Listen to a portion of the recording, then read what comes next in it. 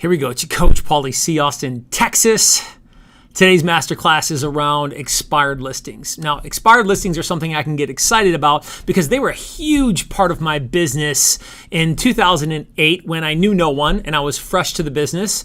And look, expired listings are pretty cool because you can go from nothing to something literally overnight.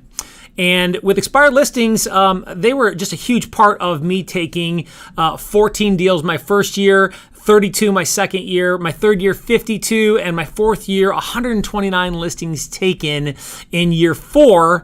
Expired listings was a huge part of that. Now fast forward to Austin, Texas, where I've been on a 4-year hiatus with leadership. My first 6 months in the business, I closed 15 transactions. Again, a big part of expired listings.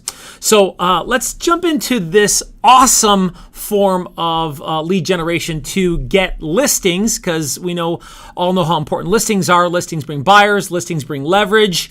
And so let's think about what expireds are doing for a minute, right? You're an expired listing, your property comes off the market, it failed to sell over the course of the term of the contract, 90 days, 6 months, whatever it is, your contract expires and you fail to sell. Now, you haven't had anybody talking to you about writing up an offer or bringing you an offer typically when you expire, especially at the tail end of your expiration of your listing. And now all of a sudden you have 10, 15, 20, 40 realtors calling you, asking you when you're going to hire the right agent for the job of selling your home. Don't do that. Okay, and so the conversation is aggressive. You're upset as an expired listing. And of course, they're not going to tell you the truth about what's really going on because you have to earn it. And so many times I'm seeing people that are trying to call expired listings and they're asking a question and then giving up. They're getting sucked into the negativity and the reflexive resistance that the expired listing is projecting because they don't know what they're walking into. They don't have identity with who they are. And so because they don't know the conversation well and they're not equipped skillfully, because this type of reward, a huge reward, requires huge skill set. So think of who you are when you're walking into an expired listing conversation. They've failed to sell. They're upset.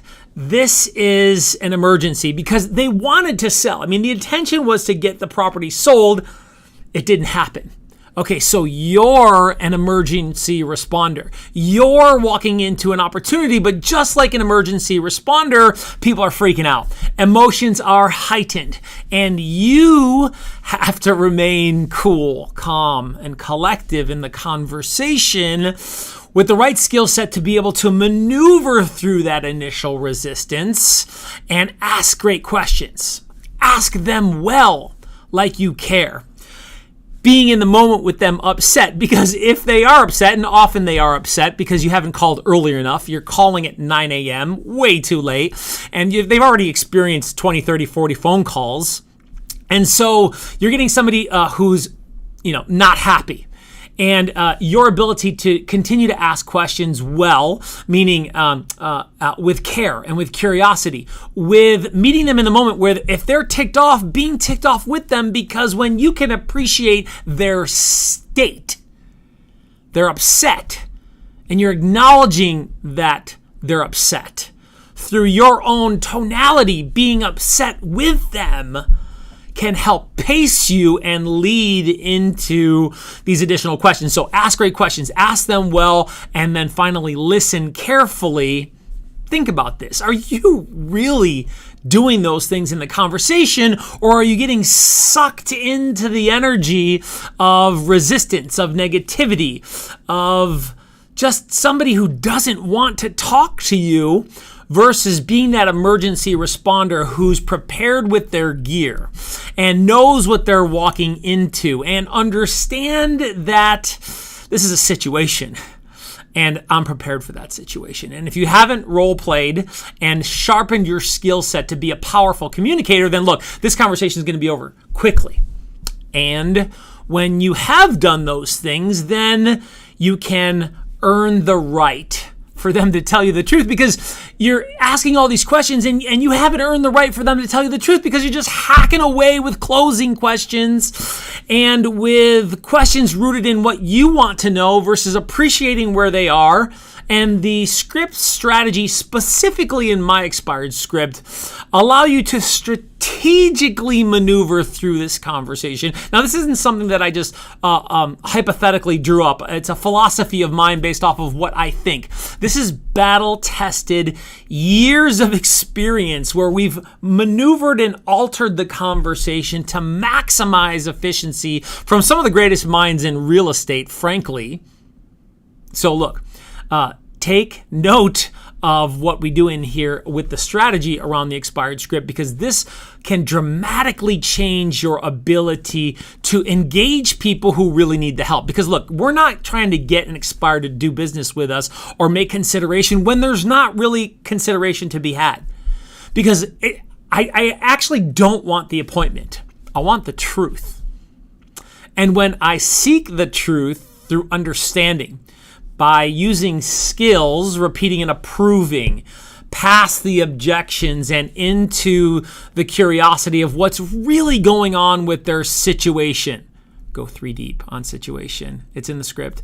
With their motivation. Go 3 deep on their motivation. It's in the script. We're going to talk about it in a second. You'll be able to find out that whether there's really consideration or not. Because there may not be real consideration, and you're trying to bark up a tree that's never going to allow you to do it. You're trying to get something out of nothing. And so the goal is to not set an appointment. The goal is to get to know the people to understand if you should be shooting for that appointment. If you should really be exerting a little bit more energy and strategy and intention around opening up opportunities and possibilities, not just closing 5 times. Look, nobody wants a fist down their throat. Everybody wants to buy, but nobody wants to be sold. And so how are you engaging that conversation skillfully, tactfully, strategically to be able to get to the expired listing? Okay, let's jump into the expired script. All right, so let's take it from the top here. Ring, ring. Hello, good morning. This is Paul, ... I'm looking online here at a property on Bay Street. Okay, first things first, ... Slow it down. Sometimes your cadence shouldn't be ba ba ba ba ba ba ba ba ba ba ba ba. Your cadence needs to slow down. And those little ... are indicators for you to slow down. Take a breath. Emphasize certain words by pausing and then continuing to deliver. Now, you may not follow these ... exactly everywhere, but they're in the script to help you and remind you to slow down. Now, saying the street name only allows some familiarity. Okay, I want familiarity with the conversation, not the agent who's looking to interview for the job. First and foremost, I'm trying to find out what's going on. And so right off the bat, I want familiarity. So don't say 123 Main Street, Rochester, New York.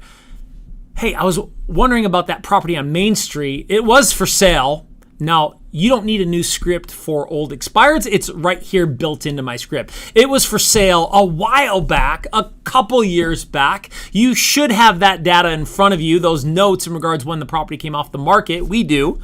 Even if you're feeding it from one platform into another, we'll use RedX and we feed it into Mojo and we map that data in. So it was for sale. Maybe you say a while back because it's an old expired. It was for sale. Did you sell that property? ... Or were you still the owner? Every time they answer that question, 100%. They answer and then bang, it's identification. I'm Paul. I'm with the Vision Group here in Austin, Texas. And that's why I was calling to see if you'd still consider an offer. Now, I didn't say I had an offer. Didn't say I had buyers. I just want to know if they'd consider an offer and if they're interested or if there's any indication that there might be something there. Then they'll say, why? Do you have a buyer? So, or they'll ask a buying question, or they'll start talking about what your intention is for asking that question. Now, again, this was to them saying that, yes, they still are the owner. Okay. Now, what happens if they say, no, wrong number. Well, hey, I'm sorry, I can take you off our list. Maybe you owned it at one time or rented it. Happens quite frequently, actually, when you're calling expired listings or withdrawn listings. These are expired or withdrawn. Since I have you on the line already, ... what were your plans to buy or sell real estate this year? And then they let you know that they're not interested, or that they might be interested. And if they're interested, then there's the little moniker there for you to go to the motivation script in the playbook. Okay? Yes, there's a motivation script. No, other agents do not have a motivation script. And so this is an opportunity for you to dig a little bit deeper on motivation. Now, remember, this was for no, wrong number, because that happens actually quite a bit, is that somebody says, no, it's the wrong number. I'm sorry, I can take you off the list. Gives them peace in regards to you not bothering them or acknowledging your error. Maybe you owned it at one time or rented it. Happens quite often. And hey, by the way, since I have you on the line already, and then asking them what their plans to buy or sell real estate might be. What their plans were. Not, do you plan on buying real estate this year? Stop asking so gosh dang it closed questions. A closed question is a yes or no question. You're asking them all the time, and you need to change your questions to open-ended questions more often. Amateurs ask closed-ended questions all the time. Pros ask open-ended questions more often. Okay, so they say, no, maybe the property's sold, and you communicate in regards to acknowledging that the property sold. Okay, thank you. I appreciate you helping update my records. I can take you off our list since I have you on the line already. And then there it is again, ... What other plans did you have to buy or sell real estate this year? Some of these people have other properties. Some people may ask you about the market conditions, and this is an opportunity for you to be able to explore possibilities or opportunities because you're asking good questions, because you're asking them well, because we've taken listings from wrong numbers. From the we've explored new listing opportunities for people who own multiple properties and they've sold that property already.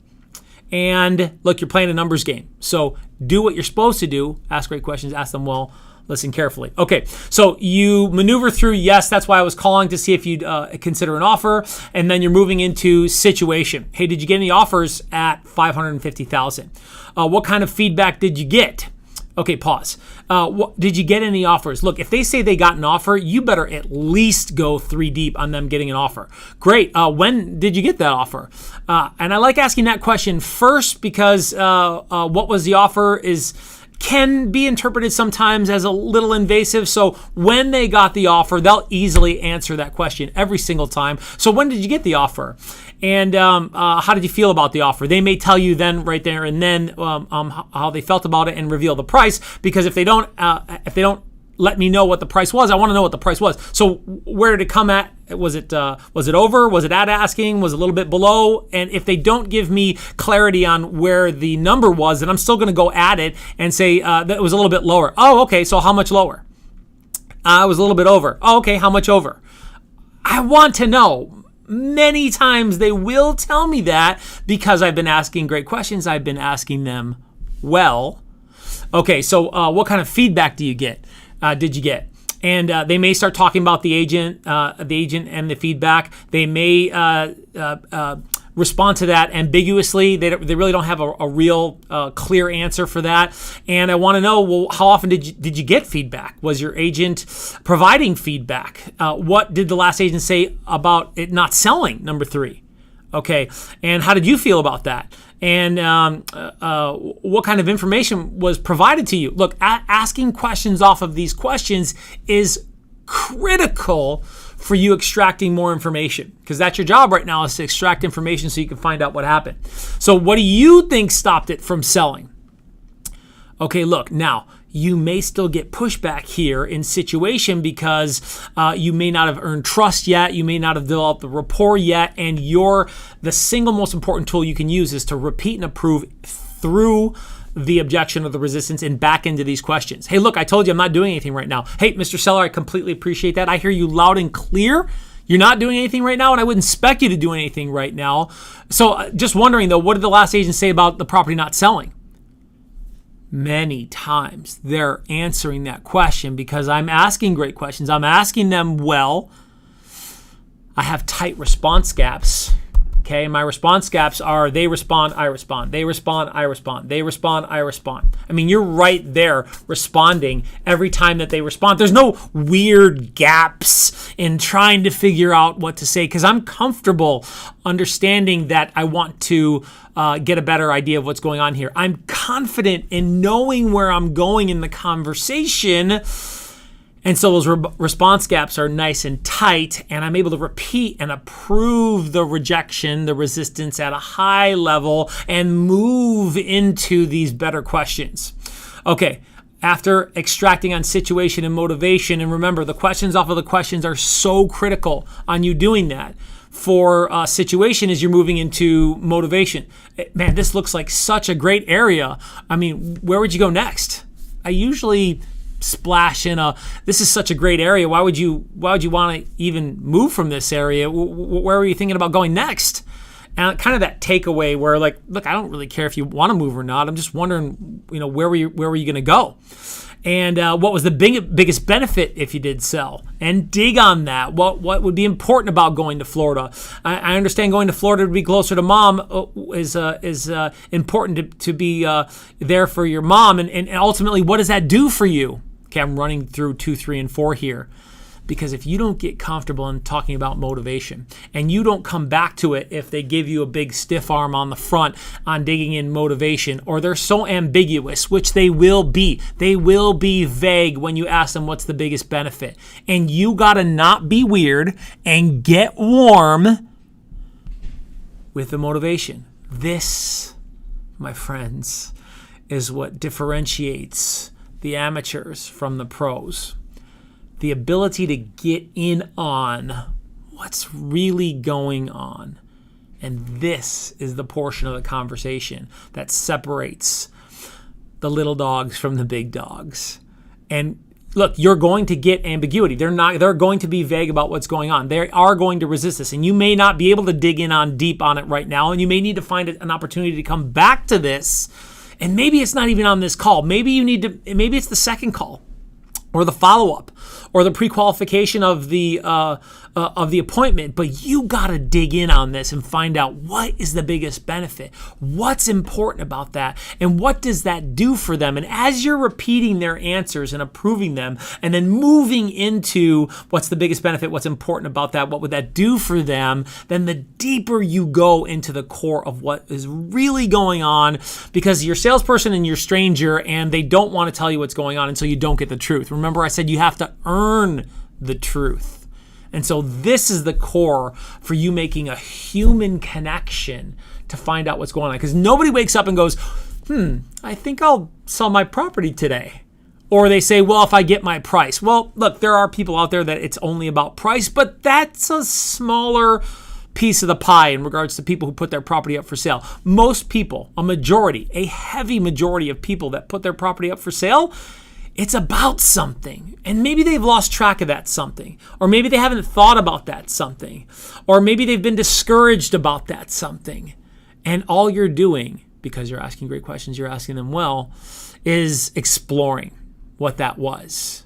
And in that, possibly reigniting what's the opportunity to move towards that of what's happening. Okay? All right, so trial closes is the movement towards the close. And look, here's when you would use a trial close. You use a trial close when the conversation is just falling apart, and you're up in situational questions, and the conversation is falling apart, and that phone's going from here to here. They're about to hang up on you, right? And so you shoot out a trial close. Hey, if you had an offer and it made sense, you're going to consider it, right?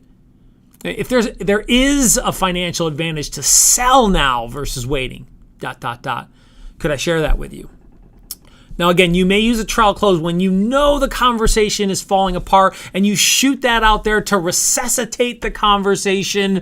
And ultimately, that's to get back into situation or motivation, because you haven't finished that yet, and you need to get back in there and do that because that's your job. Find out what's going on with situation, find out what's going on with motivation to have a good conversation.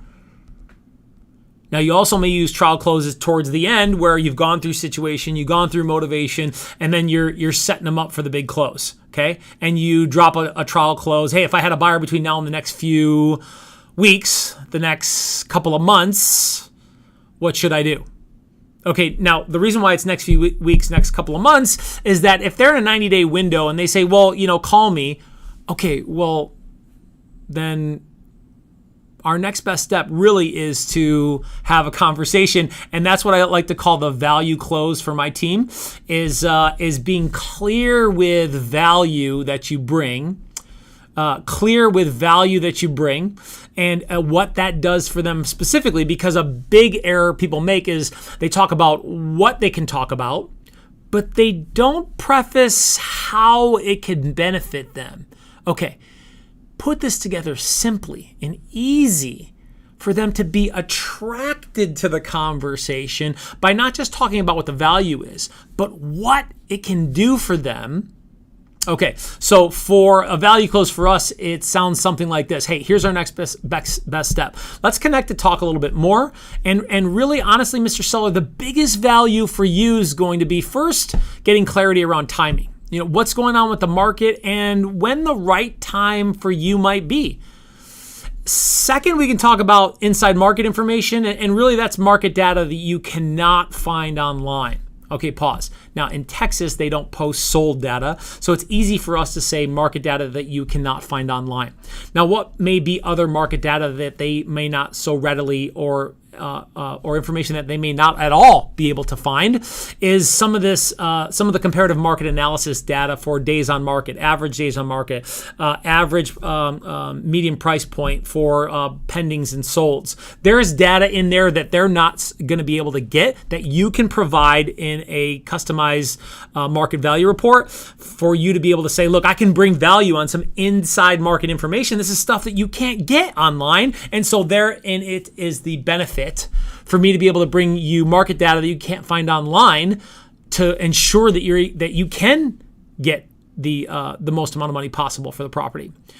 Third might be options to get multiple offers. And now we've actually switched this a little bit to options on how to sell for the highest price possible. That's how we've maneuvered that third option there. Now, sometimes we're running through all three. Sometimes we're just using one and then using the second for a backup when they resist and they push back after that first try to close, because they do that.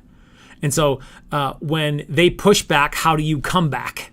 When they push back, how do you come back to get a little bit more in depth with an opportunity or a possibility to explore with value that clearly communicates how it can be a benefit to them? Okay, now with the value close is you finishing off with, hey, I appreciate you're not going to do anything unless it makes sense for you. This is just going to be a conversation, and then you can figure out what you're going to do from there. I don't mind coming over. I can stop by Tuesday at 4 or Wednesday at 6. Okay, first things first on the to finish up the value close is striking commitment. So important because an appointment equals commitment to them. An appointment equals commitment. So you got to make sure that you consciously bring that up. That look, there's no commitments here. Maybe you even say that. We say, look, we appreciate you that you're not going to do anything unless it makes sense for you. That's a way for us to strike value on the vision group. Okay, but however you do it, you need to strike commitment at the onset and then assumptively close because you take control, because people follow leaders and they want to follow people who are confident, and asking meekishly or sheepishly, hey, do you mind if we meet? Could we just sit down and talk a little bit? Come on, man. Nobody's going to follow that. They want to follow somebody who's strong. They want to follow an agent who understands that they're confident in direction and with clarity. And so striking commitment addresses that subconscious last-ditch effort for them to resist again, which they will do. Okay? And so if you beat them to the punch first, then you're able to address that objection that, hey, look, this is not about commitment. This is about having a conversation. And then you're going to figure out what to do from there. Okay, the last piece of that was the nurture, where, look, some people just are not ready and it ain't going to happen. And no matter what you do, which, look, if you ask great questions, you ask them well. if you go 3 deep on situation and motivation, if you use repeating and approving at a high level, if you're able to leverage trial closes, then you've done everything that you possibly can to find out what's going on and to see if there's real, to understand that there's cooperation in the conversation and that there may be real consideration and they still resist you. Look, there's nothing you can do. You did it. Okay? You did your job. Congratulations. Rinse and repeat. Okay, now that doesn't mean throw these guys away. Maybe you need to follow up with them. And there's a lot of nurtures that we are doing with expireds and expireds that we are taking from people that we've nurtured over a period of 6, 9, 12 months. Now, how long do you nurture people for? That's up to you as far as developing a standard in your business on how long will you nurture somebody. Ours is 12 months. We'll make an exception for over 12 months, but it can't be too much further over 12 months, and that really is an exception. So maybe, Mr. Seller, I can earn your business in the business sometime, ... in the future. Is that okay? I mean, they say yes like 9.5 times out of 10, they're saying yes, okay? Because they just think that's the blow off and that you're not going to follow up with them, which most agents don't or are not even prepared to do, but you are. You have your CRM set up for following up. You do follow up a specific time of day. Do you? Okay, so maybe I can earn your business sometime in the future. Is that okay? They say yes every time. A lot. Not every time, but a lot. Okay, so great. I'll send you my information in case anything changes or you might need anything. ... What's the best email address for you? And they tell you 123 at ABC. What's the best email address? Can I have your email address? Can I, that closed-ended question. Can I have your email address? Can I email you? Come on, man. Strength, confidence here. What's the best email address? And I'll send that to you. Now, while 8 or 9 say, yeah, no problem, you can follow up with me in the future, maybe 7 to 8 provide the email, but a majority provide the email. I'd say it's definitely a majority do provide the email. Now I have their phone number. I have their email. I have their address. Well, guess what? They're getting put on a market value report that goes out monthly. They're going to get my monthly email on my market status update where I do a video and I talk about what's going on with the market. And they're going to get that email to them in video format. And I will put them in my CRM for a quarterly follow-up to stay in touch and develop the relationship. Hey, by the way, you getting those emails on value reports? Hey, what did you think about the last email on what was going on with the market? So are you still on course for putting your property on the market when the tenants are out of there in June? You create that conversation to go back in on the follow-up for what's going on, any information that you've missed, reassessing information that they are already giving you. Hey, if you can't get excited about expired or withdrawals and you're a killer, I mean, you intend to go and create relationships at a high level and you ain't afraid to do it. And you understand that helping expireds and withdrawals are helping people who need the help and want the help and who are looking for somebody who has the guts to lead them. That's the type of agent that goes after expireds. Not everybody's built for it. And that's okay. And not everybody does it. And that's okay. Because there's a million different ways to generate leads in real estate. And that's awesome. And expireds are a fantastic opportunity if you're up for it. If you're willing to get uncomfortable to develop the strength of being a powerful communicator, that's what Real Sales Talk is all about. That's what my business is all about. Hey, you need anybody, you have anybody in the Austin area, the greater Austin area, whoever needs help, hey, we'd love to be able to provide service to them to buy, sell, or invest, and continue to follow. Subscribe, Real Sales Talk, YouTube, Facebook. Hey, appreciate you. Stay tuned.